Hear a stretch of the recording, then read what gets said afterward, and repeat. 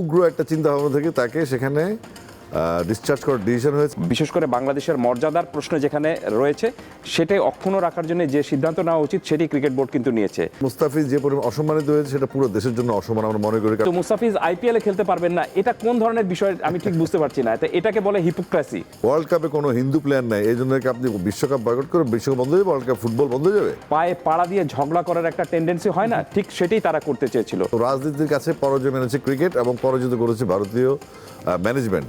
বাংলাদেশ থেকে তো প্রচুর আপনার সাংস্কৃতিক সেবীরা যারা রয়েছেন, সাংস্কৃতিক ব্যক্তিত্ব রয়েছেন, তারা সেখানে অভিনয় করতে যান। তাদের ব্যাপারে কি কোনো এক ধরনের প্রতিবন্ধকতা এনেছে এখন পর্যন্ত? সেটা তো ভারত তৈরি করেছে, and they have to solve it. এখানে আমাদের কোনো কিছু করার নেই। আমি আসিফ ভাই আপনার কাছে এই প্রশ্ন ছুটতে চাই যে পেসার মুস্তাফিজ তিনি আন্তর্জাতিকভাবে স্বীকৃত। মুস্তাফিজের ইস্যুতে বাংলাদেশের ক্রিকেটকে এই মুহূর্তে ভারত কি শত্রু বানানো কিনা? সেটা হচ্ছে প্রথমত আমরা জাতি হিসেবে অসম্মানিত বোধ করেছি, কারণ মুস্তাফিজ নিজ থেকে যেচে সেখানে যায়নি, তাকে অকশনে তোলা হয়েছে, কেনা হয়েছে এবং তাকে ডিসচার্জ করা হয়েছে, যেখানে তো সাইনটা করতে পারে না সে এখনো। তো এটা কোন কারণে হলো? একটা উগ্র একটা চিন্তা ভাবনা থেকে তাকে সেখানে ডিসচার্জ করার ডিসিশন হয়েছে এবং ভারতীয় ক্রিকেট বোর্ড খুব দ্রুততার সাথে কাজটা করেছে, যেটা আর একটু বিচার বিবেচনা বিশ্লেষণের দরকার ছিল, কিন্তু তারা পরাজয় স্বীকার করেছে ওই উগ্রদের কাছে। তো সেখান থেকে মুস্তাফিজ যে পরিমাণ অসম্মানিত হয়েছে সেটা পুরো দেশের জন্য অসম্মান আমরা মনে করি, কারণ এই মুহূর্তে আমাদের ইন্টারন্যাশনাল সবচেয়ে ব্র্যান্ডেড প্লেয়ার হচ্ছে মুস্তাফিজুর রহমান। তো মুস্তাফিজুর রহমান ইস্যুতে ভারত কি বলল যে তাকে নিরাপত্তা দিতে পারবেন না, এবং পাশাপাশি যে ক্লেমগুলো দিল বিভিন্ন ধর্ম টেনে। তো আমাদের 20 কোটি মানুষের দলের লিডার হচ্ছে লিটন দাস, সে ক্যাপ্টেন আমাদের, তার নেতৃত্বে বাংলাদেশ স্কোয়াড যাওয়ার কথা ভারতে, এবং সেই সাথে আফগানিস্তানের মুসলিম ক্রিকেটাররা কিন্তু সেখানে খেলছে। তো এখন যদি আপনি বলেন ওয়ার্ল্ড কাপে কোনো হিন্দু প্লেয়ার নাই, এই জন্য কি আপনি বিশ্বকাপ বয়কট করে বিশ্বকাপ বন্ধ হয়ে যাবে, ওয়ার্ল্ড কাপ ফুটবল বন্ধ হয়ে যাবে? এগুলো তো হয় না, অযৌক্তিক কথা। তো রাজনীতির কাছে পরাজয় মেনেছে ক্রিকেট এবং পরাজিত করেছে ভারতীয় ম্যানেজমেন্ট, সেটা আমরা পছন্দ করছি না। তারপরে আপনি একজন প্লেয়ারের নিরাপত্তা দিতে পারছেন না, আপনি কীভাবে 15 জন দিবেন? এই 15 জন যদি হতো তাও শেষ কথা হতো, তাদের ফ্যামিলি থাকবে, আমাদের এখান থেকে বাঞ্চ অফ জার্নালিস্ট সেখানে যাবে, দর্শক যাবে, সংগঠক যাবে, আমাদের ডিরেক্টরস যাবে, তাদের ফ্যামিলি যাবে, ও সেখানে অস্থিতিশীল একটা পরিস্থিতি বিরাজ করছে, যেখানে বাংলাদেশি বলে মানুষকে মারা হচ্ছে বিভিন্ন জায়গায়। তো সেখানে আমাদের একটা পতিত পলাতক ফ্যাসিস্ট সেখানে ঘাটি গেড়ে বসে আছে। তো আমরা বাংলাদেশি নিরাপদ না, তাদের অত্যাচার। তো আমরা কীভাবে কলকাতায় গিয়ে আমরা আমাদের নিরাপত্তা নিশ্চিত করবো? তো আমরা কি ক্রিকেট খেলবো নাকি নিরাপত্তার ভয়ে থাকবো? ক্রিকেট খেলা তো এরকম না, এটা মাইন্ড গেম, এটা একটা অনেক চিন্তা ভাবনার বিষয়, অনেক একটা শান্ত একটা খেলা যেখানে অনেক চিন্তা ভাবনার বিষয় থাকে। কিন্তু আপনি যদি চিন্তা নিয়ে খেলেন, আপনি কীভাবে ক্রিকেটটা খেলবেন? এই হলো মূল বেসিকটা। কিন্তু আমরা যেটা চাচ্ছি, আমাদের স্ট্যান্ড, আমাদের সম্মান এবং আমাদের সিকিউরিটি, শুধুমাত্র মুস্তাফিজ না, শুধুমাত্র আমাদের 15 দল না, পুরো বাংলাদেশ। এবং একই সঙ্গে আমি ভারতের এই যে আপনি উগ্রপন্থার কথা বলছিলেন, ভারতের কংগ্রেসের শীর্ষ নেতৃত্ব শশী থারুর তিনি নিজে টুইট করেছেন, তিনি বলছেন যে আমরা এই লজ্জা নিজেদের উপর নিজেরাই ডেকে এনেছি। আমি নিশ্চয়ই আরও কমেন্ট জানবো। কাসার ভাই আপনার কাছে জানতে চাই যে এই মুহূর্তে আসলে যেই পরিস্থিতি তৈরি হলো, আসলে বাংলাদেশ কোন পর্যায়ে আর কোনো পর্যায়ে আছে কিনা? এই আন্তর্জাতিক আসরে তো বাংলাদেশ যাচ্ছে না, সাফ জানিয়ে দিয়েছেন আমাদের মাননীয় ক্রীড়া উপদেষ্টা, কিছুক্ষণ আগেই জানিয়েছেন। তো বাংলাদেশের এন্ডে আর করণীয় কিছু রয়েছে কিনা? আমি মনে করি যে পুরো বিষয়টা নিয়ে যে বাংলাদেশ যে স্ট্যান্ডটা নিয়েছে, এই স্ট্যান্ডের জন্য সবার আগে বাংলাদেশ ক্রিকেট বোর্ডকে একটা ধন্যবাদ জানানো উচিত। কারণটা হলো যে তারা এই মুহূর্তে যে ধরনের সিদ্ধান্ত নেওয়া উচিত, বিশেষ করে বাংলাদেশের মর্যাদার প্রশ্ন যেখানে রয়েছে সেটাই অক্ষুণ্ণ রাখার জন্য যে সিদ্ধান্ত নেওয়া উচিত সেটি ক্রিকেট বোর্ড কিন্তু নিয়েছে। আপনি বাংলাদেশ ক্রিকেট বোর্ড কিন্তু বলেনি যে তারা বিশ্বকাপে খেলবে না। বাংলাদেশ কিন্তু বিশ্বকাপে বাংলাদেশ যাতে খেলতে পারে সেটা বিকল্প ব্যবস্থাটা কী হতে পারে সেটাও কিন্তু দেখিয়ে দিয়েছে, এবং সেই বিকল্পটা রয়েছে। সো এখন পর্যন্ত 30 দিন বাকি রয়েছে। 30 দিনের মধ্যে যদি আপনি সূচি রিলোকেট করতে না পারেন তাহলে তো এটা আপনার ব্যর্থতা।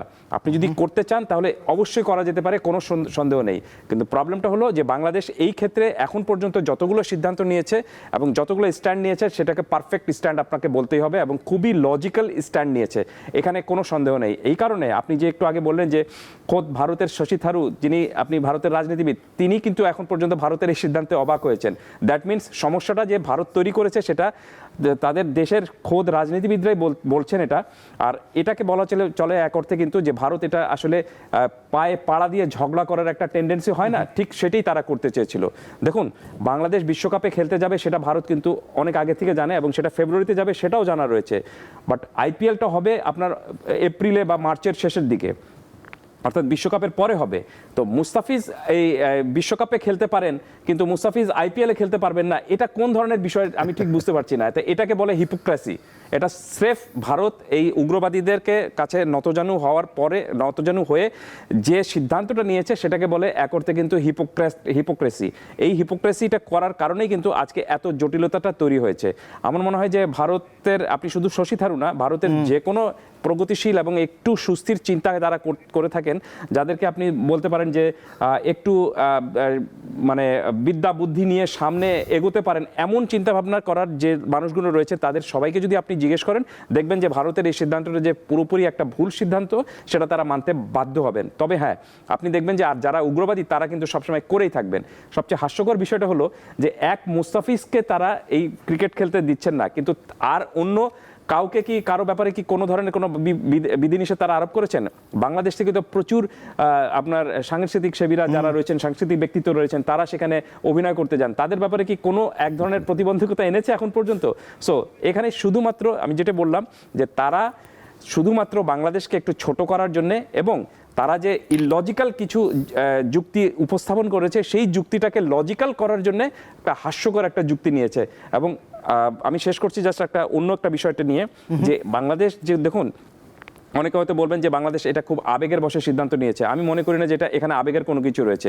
বাংলাদেশ যে সিদ্ধান্তটা নিয়েছে সেটা একেবারে যুক্তিযুক্ত ভাবেই সিদ্ধান্ত নিয়েছে। বাস্তবতা যে পর্যায়ে এখন পুরো বাংলাদেশ দলকে বা ক্রিকেট বোর্ডকে এনে দাঁড় করিয়েছে, সেখান থেকে তারা সেই সিদ্ধান্তটুকু নিয়েছে।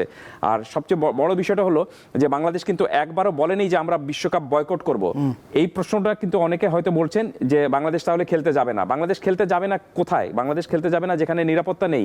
যেটা আসিফ একটু আগে বললেন যে আপনাকে যে কোনো জিনিস ঠিক করতে হলে আপনি বাসা থেকে বেরোলে তো আপনাকে চিন্তা করতে হবে যে আমার নিরাপত্তা রয়েছে কিনা, তো সেটা আপনাকে সিকিউর করে তারপর আপনি তো খেলার প্রসঙ্গটা আসে। কিন্তু যেহেতু তারাই বলছে এখন যে মুস্তাফিজকে নিরাপত্তা আমরা দিতে পারবো না, তাহলে পুরো দলকে আপনি নিরাপত্তা কিভাবে দিবেন? হাস্যকর লজিক একটা।